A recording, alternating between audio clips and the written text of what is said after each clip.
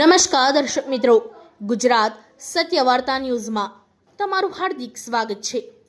હું છું મંસૂરી શેરબાનુ. વડોદરા શહેરમાં સ્વચ્છતા અને ટ્રાફિક વ્યવસ્થા સુધારવા માટે મહાનગરપાલિકા દ્વારા પૂર્વ ઝોનમાં ઝુંબેશ હાથ ધરવામાં આવી હતી. મ્યુનિસિપલ કમિશનરની ઉપસ્થિતિમાં વોર્ડ નંબર 15માં આવેલ ઉમા 4 રસ્તાથી પાણીગેટ સુધી વન ડે વન રોડ અભિયાન હેઠળ માર્ગો પરથી દબાણ દૂર કરવામાં આવ્યા હતા. ઝુંબેશ દરમિયાન રસ્તાઓની સાફ સફાઈ, ડિવાઈડરોની સફાઈ તેમજ ટ્રાફિકને સરળ બનાવવા જરૂરી કામગીરી હાથ ધરવામાં આવી.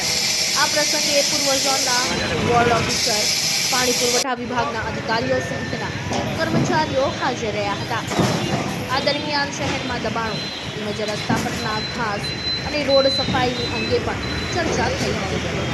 કેટલાક વિસ્તારમાં રોડના ડિવાઈડરની સફાઈ ન હોવાના મુદ્દે મ્યુનિસિપલ કમિશનરે નોંધ લીધી હતી. તેમણે જણાવ્યું હતું કે તેઓએ વ્યક્તિગત રીતે મુલાકાત લઈ સ્થિતિની સમીક્ષા કરી છે. સફાઈની નિયમિત ચકાસણી કરી તેને સ્વચ્છ અને કાર્યરત રાખવા સૂચનાઓ આપવામાં આવી છે. કમિશનરે વિશ્વાસ વ્યક્ત કર્યો હતો કે શહેરના તમામ જગ્યાએ દબાણો વહેલી તકે સંપૂર્ણ દૂર થાય અને જો કોઈ ફરી લગાવશે તો ફરી અમે દૂર કરીશું અને અહેસાસ હોવો જોઈએ અને ખોટું જરૂરિયાત છે અને નાગરિકોને વધુ સારી સુવિધા ઉપલબ્ધ કરાવવામાં આવશે.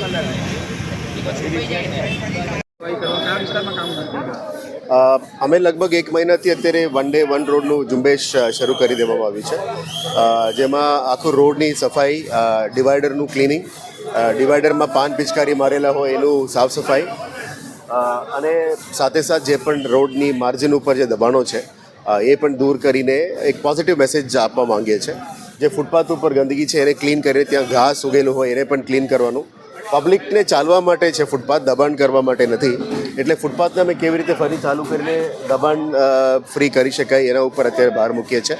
અને વન ડે વન રોડની કન્સેપ્ટ એ છે કે આખા રોડની અંદર સાફ સફાઈ થઈ જાય, ડિવાઈડરનું ક્લિનિંગ થઈ જાય, ગાર્ડનનું મેન્ટેનન્સનું શરૂઆત થઈ જાય, ઇલીગલ દબાણો થઈ જાય, આપણા પ્લાનિંગ અને બિલ્ડિંગ ડિપાર્ટમેન્ટ દ્વારા માર્જિન્સની માર્કિંગ થઈ જાય.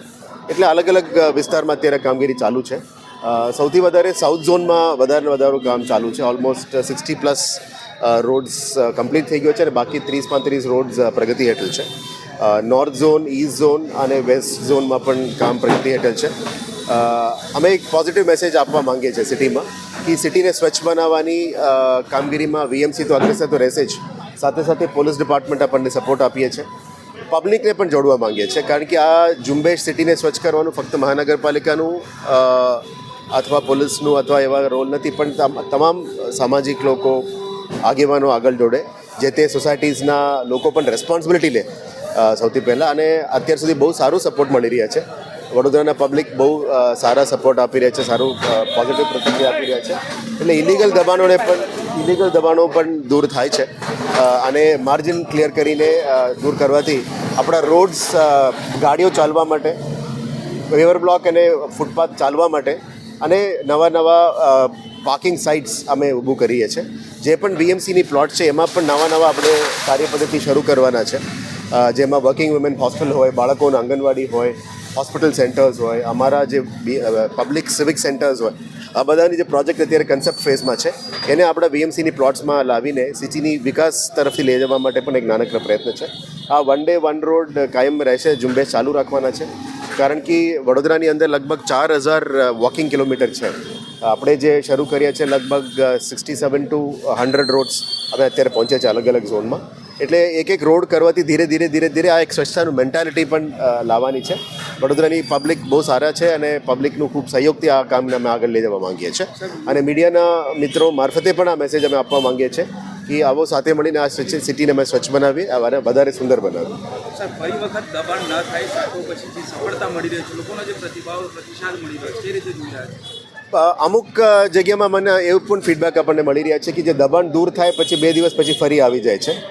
એક આ કાયદાની અમે પાલન જ્યારે કરીએ, કાયદાનું ડર હોવું જોઈએ, કાયદા બધા માટે એક સમાન છે. એટલે ઇલીગલ કામ કરનાર લોકોને અમે એક મેસેજમાં આપવા માંગીએ છીએ કે ઇલીગલ કામ મહેરબાની કરીને નથી કરતા. કાયદામાં અમે પાલન કરવું જોઈએ, કાયદાને ફોલો કરવું જોઈએ અને આ કાયદામાં ઇલીગલ એન્ક્રોચમેન્ટ ના થવું જોઈએ. ફરી દબાણ થાય તો ફરી દૂર કરીશું. વારંવાર કરીશું અને એક મેન્ટાલિટી લાવીશું કે તમે જે પ્લોટ્સ નક્કી કર્યા છે પાર્કિંગ માટે ત્યાં પાર્કિંગ કરો. જે પ્લોટ્સ અમે ફૂડ ઝોન્સમાં વેન્ડિંગ ઝોનમાં ડિક્લેર કરવાના છે ટાઉન વેન્ડિંગ કમિટી દ્વારા ત્યાં અમે કામગીરી કરીશું. એટલે લોકોમાં પીવાનું ખાવાનું જે વિસ્તારો છે એ એક અલગ અલગ ઝોન્સમાં ડિક્લેર કરીને ત્યાં કરવાના છે અને વોકિંગમાં હોય તો એ પેવર બ્લોક ચાલવા માટે છે, ત્યાં પાર્કિંગ નથી કરતા. એટલે ધીરે ધીરે પાર્કિંગ, સ્ટ્રીટ વેન્ડિંગ, દબાણ આ બધો એક મેન્ટાલિટીને ચેન્જ લાવવાનો પ્રયત્ન છે. નાનકડો પ્રયત્ન છે. મીડિયાના મિત્રો મારફતે અમે પબ્લિકને પણ જોડવા માંગીએ છીએ.